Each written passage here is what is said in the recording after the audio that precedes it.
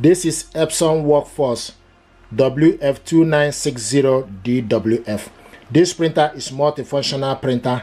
It's multitask, 4-in-1, in the sense you can copy, scan and print and fax with this printer. This printer is with ADF, automatic document feeder. This printer also got the button casket here for you to load specific paper. Okay, now what I want to do is to show you how to replace the ink cartridges, or how to remove the ink.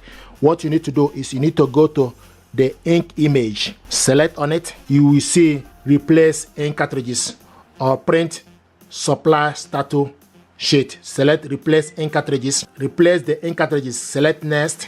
Remove and replace each ink cartridges promptly. Delaying the insertion of a new cartridges may cause the printer to perform additional maintenance. Select start, then you open up the printer.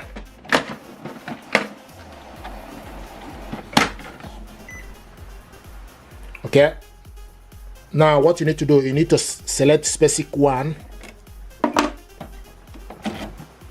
and when you look here you will see the gauge screen is empty.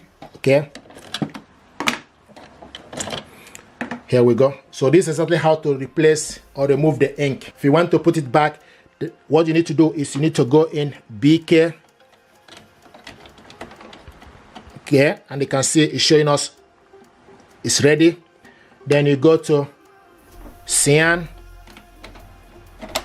Okay, and it's showing us it's ready. Go to magenta. Okay, and it's showing us it will take good to show you that it's ready. The last but not the least is cyan. Go in, okay, and select complete. Then you close it. It will move away from and go to the corner. So this is exactly how to replace the ink.